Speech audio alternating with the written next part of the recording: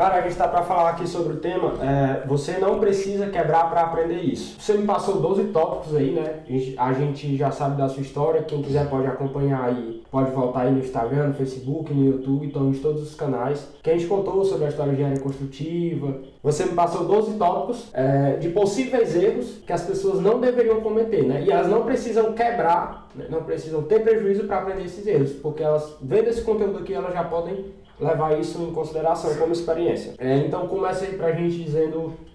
Cara, esses 12 tópicos que eu trouxe, né, pra gente conversar, a gente aprofundar um pouco mais neles. Alguns casos eu realmente errei e eu sofri as consequências disso. Outros casos eu acertei, mas tenho a consciência de que se eu tivesse errado, o que poderia ter acontecido.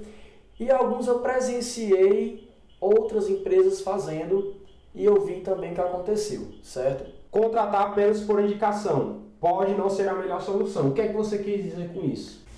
Esse tópico em especial, inclusive já veio em primeiro lugar, porque foi uma situação na qual eu passei logo no início e eu acredito que muitos podem passar, certo? Quando você vai iniciar os serviços dentro da engenharia, como construtor, como empresa de engenharia, a primeira coisa que você precisa é formar a sua equipe. E logo você pensa em indicação. Porque a indicação, ela traz uma certa confiança. Você vai confiar na pessoa mesmo sem a conhecer. Mas aí é onde mora o problema, Milton. Por quê?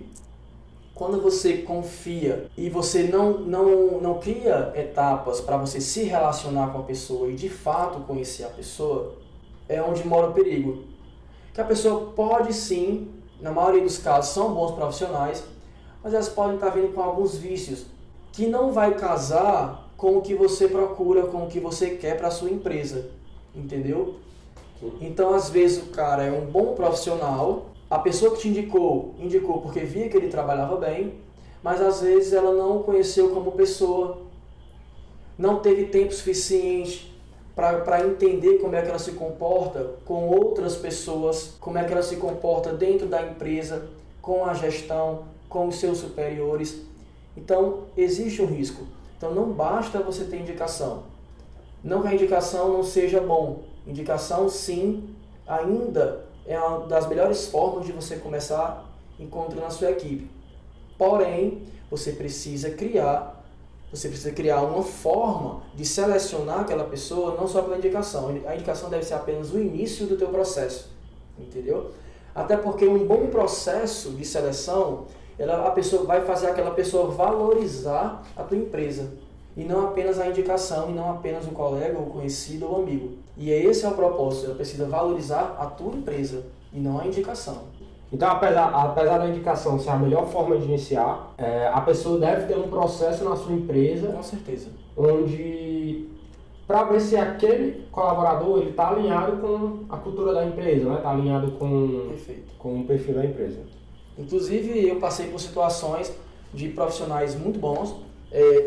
Eu também pequei, contratei algumas pessoas apenas pela indicação, somente pela indicação, e eu tive a infelicidade dessas pessoas rapidamente se transformarem após conseguir entrar. Né? Por quê? Porque, infelizmente, hoje, a carteira de trabalho ela dá uma segurança, né, para o colaborador, que ele acaba se confiando demais nela, entendeu? O que acontece? Cheguei a contratar algumas pessoas que com pouco tempo se transformou, mas que demitir, em alguns momentos, saía mais caro do que manter. E aí fica um dilema, e esse dilema, certo? E esse dilema de demitir ou não, também é um dos erros que muitas pessoas cometem e que pode também fazer a empresa ter um grande prejuízo. Então, primeiro, você tem que saber contratar e após contratar, você também precisa saber demitir. Tanto no diálogo, na conversa, em como chegar, mas também no processo de demissão, estou falando agora de dinheiro, da parte burocrática, entendeu? Porque quando você trabalha com carteira assinada, Estou focando mais agora para a carteira assinada, porque quando você trabalha de forma autônoma, de forma sem vínculo empregatício, não tem muita burocracia. Você chega, conversa, não dá e pronto. Né? Apesar de que você também corre riscos. Mas quando você trabalha com carteira assinada, que é o caso de alguns serviços, não tem como você não trabalhar com carteira assinada, isso é exigido.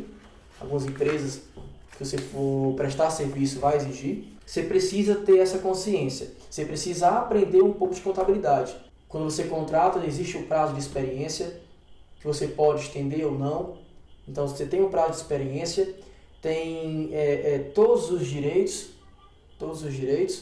e após você... Tem muita coisinha que você vai pegando com o tempo. Por exemplo, quando você demite um funcionário, você contrata ele novamente, ele já não vai mais passar pelo período de experiência. Então, existem vários detalhes que você precisa se atentar na hora de contratar e na hora de demitir. No caso, você está me dizendo que o cara faz o processo seletivo, na verdade o cara recebe a indicação, faz um pequeno processo ali para ver se o funcionário está alinhado, e você também está me dizendo que o empreendedor, o construtor, ele, além de ser o engenheiro, o dono da empresa, ele tem que entender também um pouco de contabilidade, né? De RH seria basicamente isso. O cara não adianta só saber de estruturas, de todas as técnicas construtivas, ele precisa entender um pouco de contabilidade, seria isso? Ele precisa estar alinhado, bem alinhado com o seu contador. Ele não precisa saber fazer todos os cálculos. Não precisa se especializar. Não precisa se especializar, mas ele precisa ter um bom relacionamento com o seu contador. Ele precisa estar alinhado com o contador e aprender um pouco. Nós temos que aprender um pouco todo dia. Né? Eu, particularmente, o que eu fiz?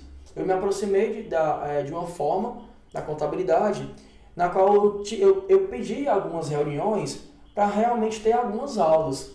As reuniões para tirar muitas dúvidas minhas. Então isso facilitou nas futuras contratações, nas futuras demissões, no cuidado a contratar e demitir, que isso fica muito caro para a empresa, e isso pode sim quebrar a empresa logo no início se você não souber gerir pessoas. Sim. A contratação seria uma prevenção. Então, se você investir bem na contratação, né, você não vai precisar... Claro que vai haver demissões, mas vai ter menos probabilidade de você demitir. Não é simplesmente o cara... Acho que às vezes o cara, sei lá, tá mal-humorado, não é simplesmente ele chegar no funcionário e tá demitido. Não é simplesmente olhar na cara do cara e tá demitido. Não.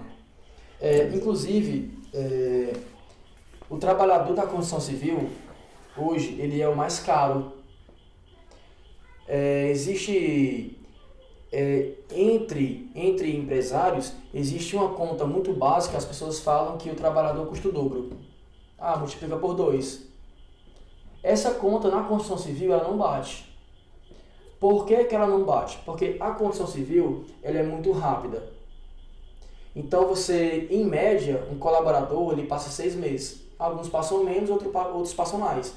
Se você falar para pequeno porte, pelo menos quando é construtora muito grande, tem muitas obras, ele sempre se mantém, né? Ele vai se manter. Mas para construtoras de pequeno e médio porte, são períodos. Você vai ter muita contratar e demitir, você vai ter muito isso. Então o que acontece? Para a construção civil, existe um dado do CEBIC que fala que você não basta multiplicar por 2, não chega só a 100%, ele chega bem mais do que isso. Por quê? Porque como o prazo de trabalho deles, a média de tempo, é curto comparado com outras profissões, comparado com outros tipos de empresa, então isso onera cada vez mais. Tá? É até interessante, não sei se você consegue colocar, mas eu tenho esse dado da revista deles, que mostra isso e que vai abrir os olhos para muitas pessoas na hora até de fazer seu orçamento. Se você multiplicar apenas por 2, você vai estar errando e você vai estar já colocando um prejuízo para você lá na frente. Entendeu? Então, o profissional da construção civil, dentro das leis, ele custa bem caro. Ele não é só o salário. Já a gente está nesse tema aí, eu lembrei agora que eu vi na internet um cara falando que às vezes você tem que calcular bem o break-even, né, que é o ponto de equilíbrio da empresa, não sei se você já ouviu falar nesse termo. Aí ele fala que também muita gente não coloca, vamos supor que uma possível quebra do negócio.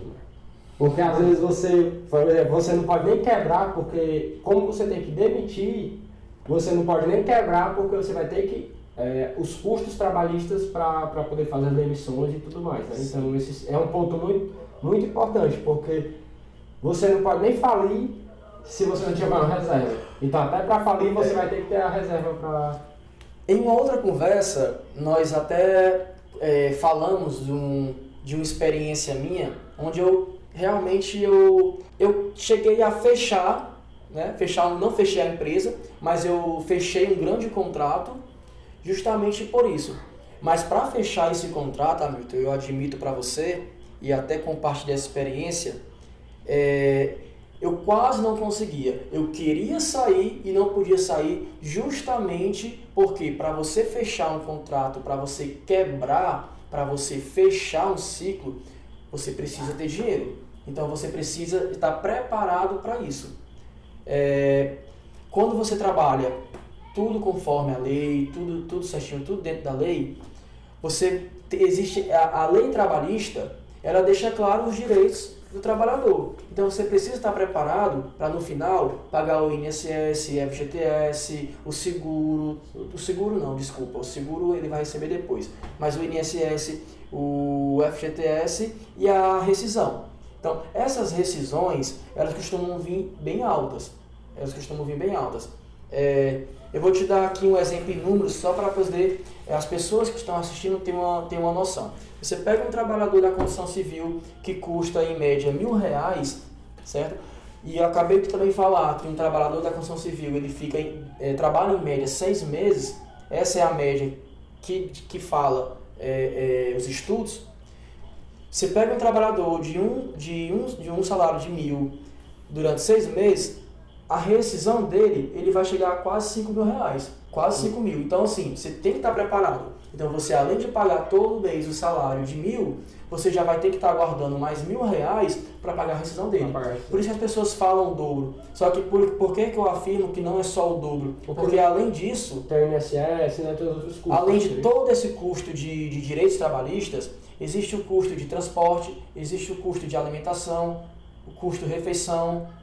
Então, existe o custo você tem que estar preparado também para acidente de trabalho. Então, você tem que estar preparado para muitas coisas. Fardamento, EPI, tudo isso são custos que vai para a mão de obra. São custos da mão de obra. Então, é por isso que você tem que ter muito cuidado nisso. E isso é um ponto muito importante que para quem vai iniciar, para quem não teve a experiência, é importante ela entender que precisa tomar cuidado com isso. Só para finalizar, eu queria finalizar com... Porque assim, eu acho que o problema é que os construtores, não só construtores, até os pequenos comerciantes, eles confundem muito o lucro com o salário deles. Então, na época das vacas gordas, poderíamos dizer assim, na época que ele pega várias obras, ele vai gastando aquele dinheiro, o lucro da empresa, ele vai usando como se fosse o salário dele, e quando chega a época das vacas magras, ele não consegue custear e acaba acontecendo quebrando, né? Acaba falindo e às vezes não tem dinheiro para fechar. Vamos pular aqui. Tu falou uma palavra-chave que é importante ressaltar: salário. É importante ressaltar porque, principalmente para quem vai iniciar um negócio, ele precisa estipular o salário.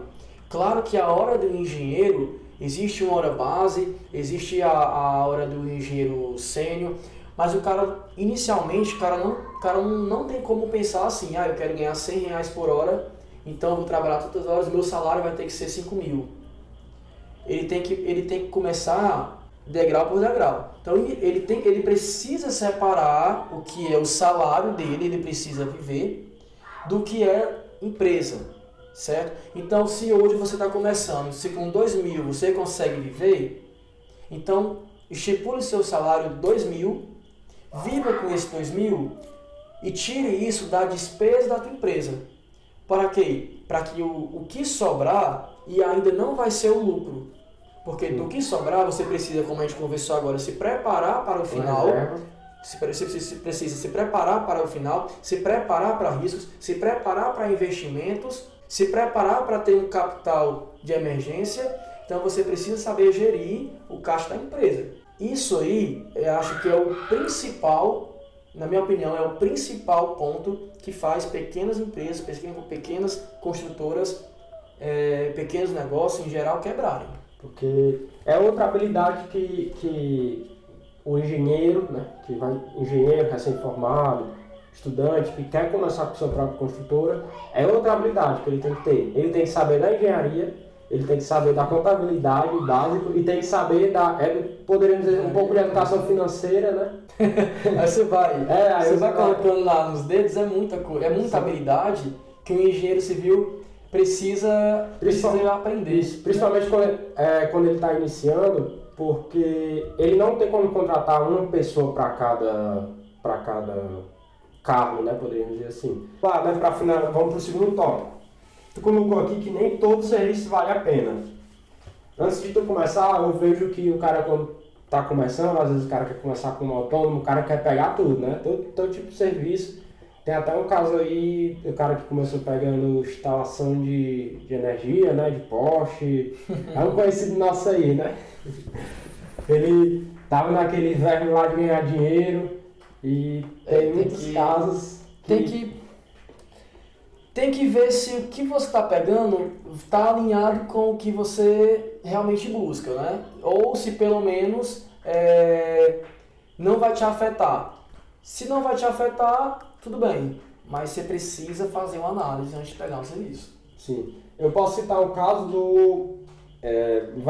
sexta-feira agora, 7h07, vai ter uma entrevista com Jorge, ele é da construtora Martins Araújo. A gente vai fazer uma live lá com ele, bate-papo. Eu creio que quando o vídeo sair, já vai ter acontecido a live, mas como aqui a gente está no podcast também, então a galera vai poder assistir sexta-feira. Sexta-feira, agora é dia 19, certo? Às 7h07, com Jorge, da construtora Martins Araújo. E por que eu estou falando isso? Porque ele é focado em residências de alto padrão. Eu não sei se exatamente é somente no Alphaville, mas eu estou usando aqui como referência, beleza?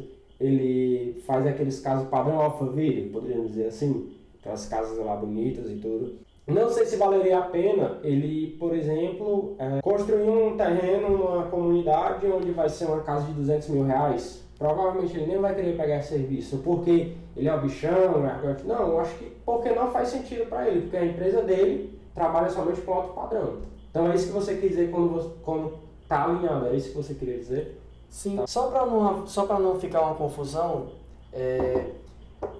existe a diferença entre a gente está falando de construtora de pequeno e médio porte, mas a gente não pode confundir com baixo padrão e alto padrão. E alto padrão, são coisas totalmente distintas. Então, você pode construir algo de pequeno, médio porte, porém de alto padrão. Isso. Certo? Inclusive, então, a dele, eu não sei se é pequeno porte, eu creio que seja médio porte. É uma construtora, não sei exatamente a data ali em torno de 86, 90, algo assim. Não lembro exatamente a data, mas é focado em alto padrão. Vamos lá, aí nem todo serviço vale a pena. Me diga casos aí que aconteceu onde você pegou serviços que você viu que não compensava ali. Bom, tem algum caso aí? Vou colocar um caso que eu tô lembrando agora que eu coloquei para não pegar, certo? Chegou um serviço para mim para refazer toda a instalação de iluminação externa de um condomínio. Pediram para eu fazer a minha proposta. Fiz a minha proposta e falaram, tá muito caro.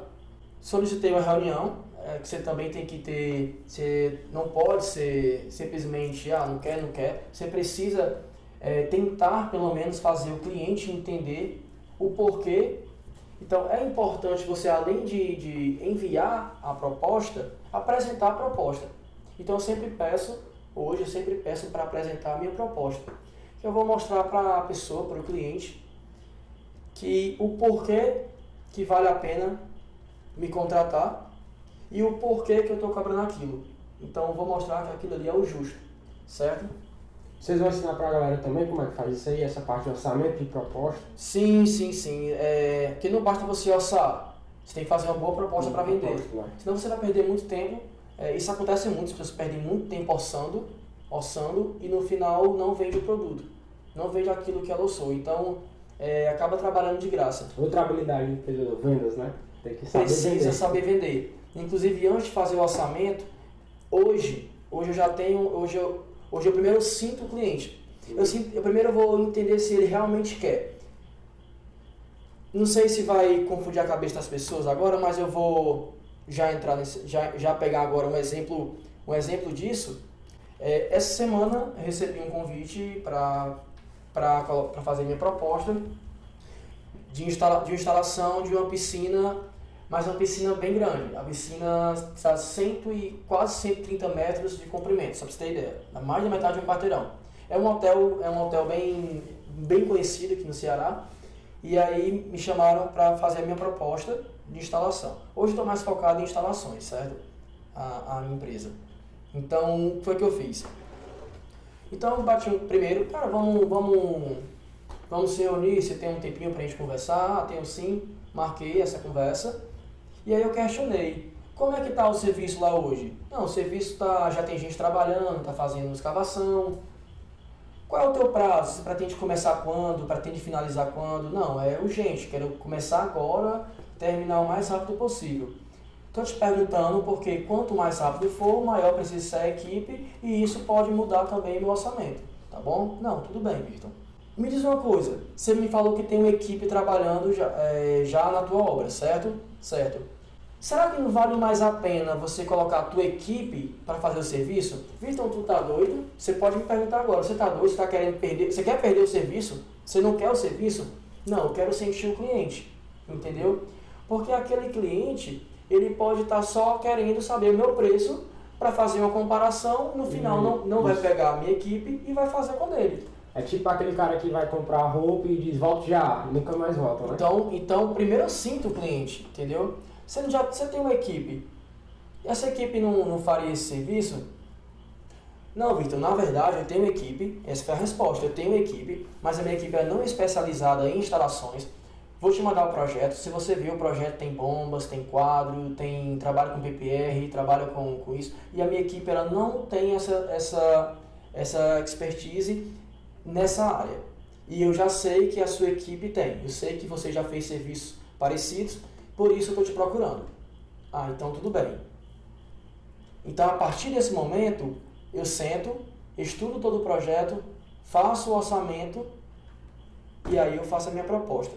A minha proposta está pronta? Tá. Inclusive eu terminei ela hoje, mas eu ainda vou apresentá-la. Cara, terminei aqui sua proposta, já estou com ela nas mãos, já está pronta.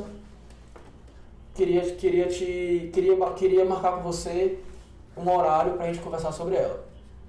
Certo? Então,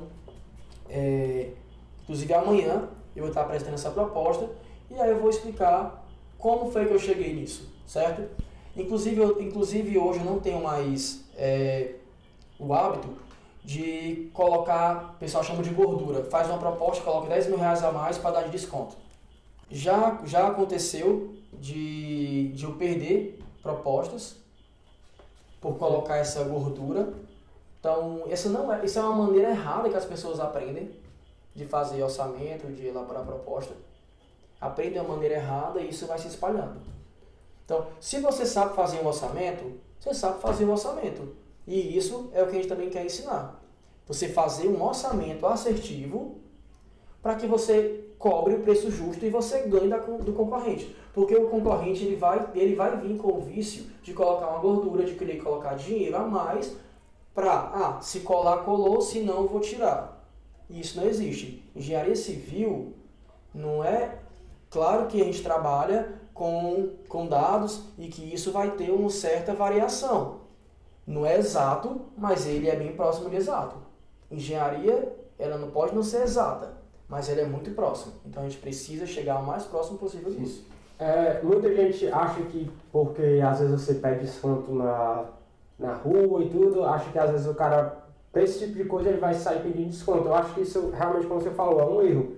Eu também já quase perdi um serviço, na verdade eu não tinha perdido. Apesar de eu não estar formado, eu fiz parceria, né, com outros engenheiros e eu disse, cara, tem um serviço aqui pra gente, a gente vai fazer X, eu vou ajudar vocês e eu quero a minha parte, né? No caso, questão das parcerias do network que a gente já conversou.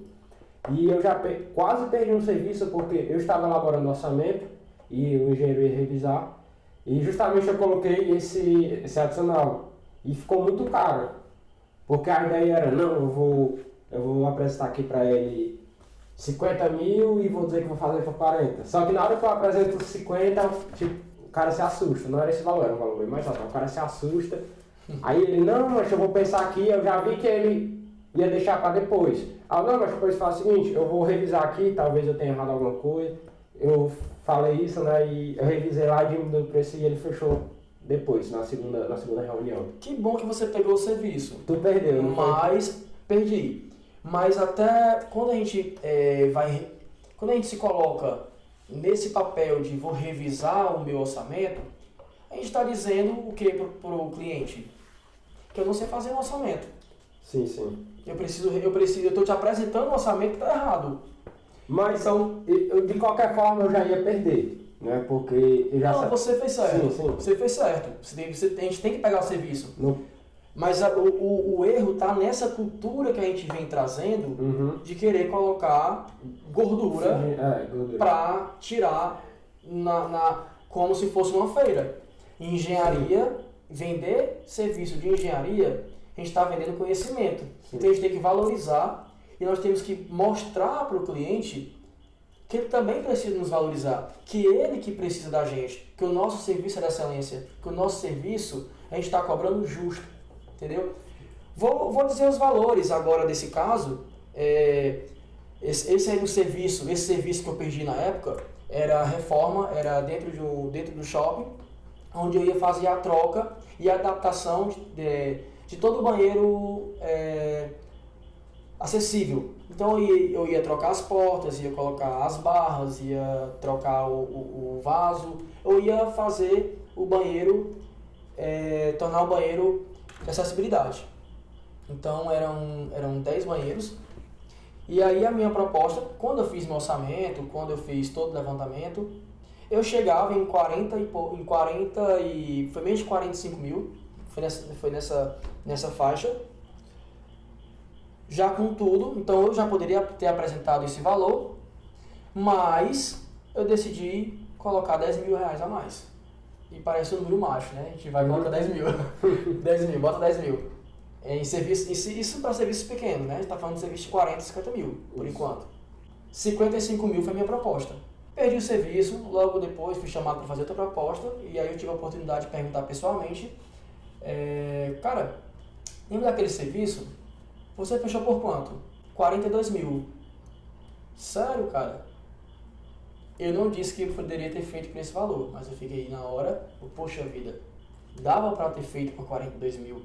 Então, ele já me conhecia, já tinha feito outros serviços, ele já sabia que a gente fazia um serviço com excelência, mas como a diferença era grande comparado aos valores tão pequenos, 40 mil, você vai jogar 10 mil reais a mais, então foi um dos casos onde eu perdi serviço. Mas aí tudo serve de aprendizado, e é por isso que a gente está aqui hoje, para que as pessoas que estão nos ouvindo, que estão nos assistindo, não cometam esses erros que a gente ou cometeu ou presenciamos pessoas cometendo. Talvez ele até ficou com vergonha, né? De vai, Vitor, baixa um pouquinho aí. Foi isso aconteceu, provavelmente.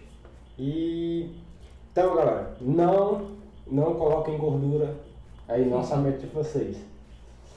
Um mau dimensionamento da equipe vai te custar caro. O que é que tu quis dizer com isso, né? Vamos pincelar rapidamente esse tópico. Vamos lá. Por que ele pode custar caro para a tua empresa? Certo? Porque a equipe, ela tem o seu valor diário. Então, um dia trabalhado, a tua equipe vai custar X. Se a tua equipe for maior, a tua equipe vai custar ainda mais. 2x. Então, o que você precisa entender? Cada serviço, ele tem uma porcentagem do valor global. Então, aquele serviço que está fazendo, ele tem um preço. Então, eu não posso colocar muita gente fazendo esse serviço. Por exemplo, você vai fazer, sei lá, 50 metros de reboco. 50 metros de reboco, eu sei que no meu orçamento, 50 metros de reboco vai custar X. Se eu colocar 10 pessoas fazendo 50 metros de reboco, o que vai acontecer?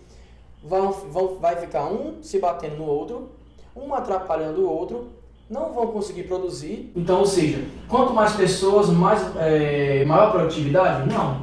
Vai ter uma hora que isso vai acabar prejudicando. E outra coisa, o pedreiro é o cara, o servente ele está para auxiliar. Então, eu tenho que dimensionar a minha equipe de acordo com o profissional. Eu não posso colocar, muita gente pensa o seguinte, o servente é mais barato, então eu vou colocar um pedreiro e 3 serventes. Quem puxa a produção é o pedreiro, não é o servente. Então, se você tiver 2 pedreiros e um servente para os 2, é melhor. Se eu tenho um servente que dá conta de 2 pedreiros, os 2 pedreiros sim estão produzindo. Então, a tua produção está diretamente ligada ao profissional. Então, você tem que saber dimensionar isso e você tem que entender que se eu colocar muitas pessoas, aquela diária que custaria 300, vai custar 1.500 e 50 metros de reboco não vai te dar 1.500, certo? Estou jogando alguns números aleatórios, mas para mostrar a importância de você saber dimensionar a equipe. Esse dimensionamento, ele vem a partir de um dado que você que vai abrir sua construtora, que você que já pegou as suas primeiras obras, precisa, ou até mesmo no tempo do estágio. Eu, enquanto estagiário, eu fazia muito isso, mas por quê? Porque eu tive a oportunidade do engenheiro sentado do meu lado e me dizer, Vitor, cara, fica do lado de cada serviço, anota quanto material ele utiliza, anota quanto tempo ele demora, fica o dia inteiro colado nos caras e anota isso. Por quê? Porque isso vai me ajudar agora, porque eu vou ganhar pontos com a direção, porque eu vou trazer um dado que a empresa hoje não tem, e isso vai te servir no futuro. Quando tu se formar, quando tiver a tua empresa, quando for trabalhar, você já vai ter dados. Claro, não vai ser o teu dado da tua empresa ainda, mas já vai ter alguns dados verídicos, já vai ter uma experiência, uma bagagem que vai te ajudar. Então, você está iniciando, você precisa começar a ter os seus índices de produtividade. Esses seus índices de produtividade é que vai te ajudar a dimensionar a tua equipe lá na frente e que vai te ajudar a não ter um prejuízo. Justamente, você já entrou no outro tópico aí, que é não ter um índice de produtividade próprio, permitir-se ser um tocador de obra. Quem não mede não gerencia. Perfeito. Isso vale para qualquer tipo de negócio, né? Principalmente para as construtoras, que talvez elas não trabalham tanto com, poderíamos dizer, a inteligência, certo? A informação hoje é muito importante, né? A gente percebe aí quantos bilhões os algoritmos não geram, né? Facebook, Instagram, só por conta da informação. Então, quando a empresa tem a informação, quando ela tem esses dados, quando ela controla, eu creio que ela consegue até aumentar a sua margem lucrativa, né? Perfeito. Essa frase eu acho que todas as pessoas de qualquer área, né, como você também bem colocou, deve ter isso dentro mesmo dela, sabe? Quem não mede, não gerencia. Então é preciso ter indicadores, é preciso gerenciar, é preciso controlar, é preciso estar realmente enxergando o que acontece dentro da tua empresa para que você possa melhorar, certo? Então, se você quer melhorar, você precisa saber onde está. Beleza, Vitor. A gente viu aqui, né, vários tópicos. Eu estava até pensando aqui que vocês depois podem produzir, vocês vão ter uma série de lives, né, para poder apresentando os passos que o cara precisa ter para poder essa jornada de construir a própria empresa, né, a própria construtora de pequeno ou médio porte. E eu creio que esse conteúdo de hoje vai colaborar muito com essa galera, porque são coisas que o cara não precisa quebrar para aprender, né? Então, esses tópicos que a gente trouxe aqui são tópicos de experiências vivenciadas por pessoas que quebraram, por pessoas que tiveram prejuízo, às vezes nem quebraram, só tiveram um grande prejuízo, mas aprenderam com a prática. Então, assim, quando você aprende com o erro de outra pessoa é muito melhor, sai mais barato. Né? Verdade.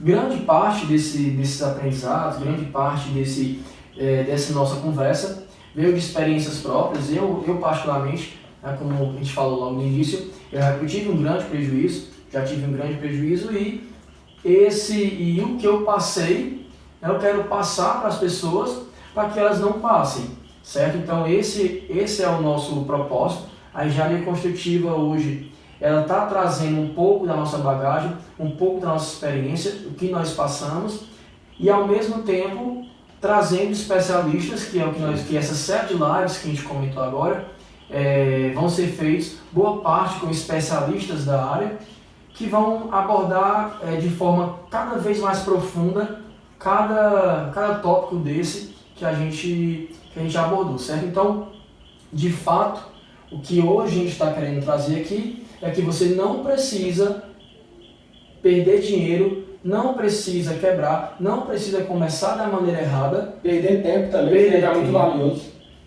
Para iniciar. Então você pode sim iniciar já tendo a experiência que nós tivemos. Isso. E tendo o conhecimento, a expertise que outras pessoas vão trazer para que você não erre. Cara, e na reunião que a gente teve, né, para conversar sobre os especialistas, vai vir galera boa aí, viu? Acho que a galera vai gostar. Vai, cara. Vai. Tem muita gente boa que, graças a Deus, assim, vem para somar, que já está com a engenharia construtiva há um tempo. A gente já fez muitos cursos presenciais aqui no Ceará. Você já conheceu o nosso trabalho.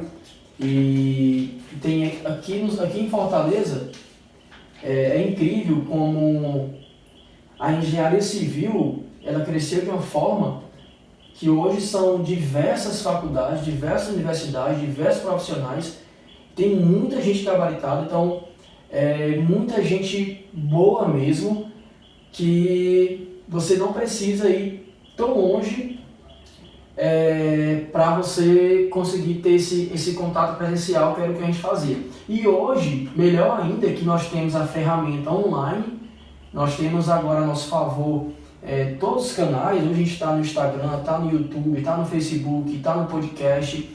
Então a gente está conseguindo levar para cada vez o maior número de pessoas aquilo que a gente se colocou para trazer para a nossa cidade. Então isso é maravilhoso, muita gente boa, muita gente vai poder aprender e a engenharia construtiva está aqui para isso, para somar, para a gente crescer junto. Então, finalizando, cara, a gente viu sobre o tema, você não precisa quebrar para aprender isso, né? São erros que as pessoas não precisam cometer.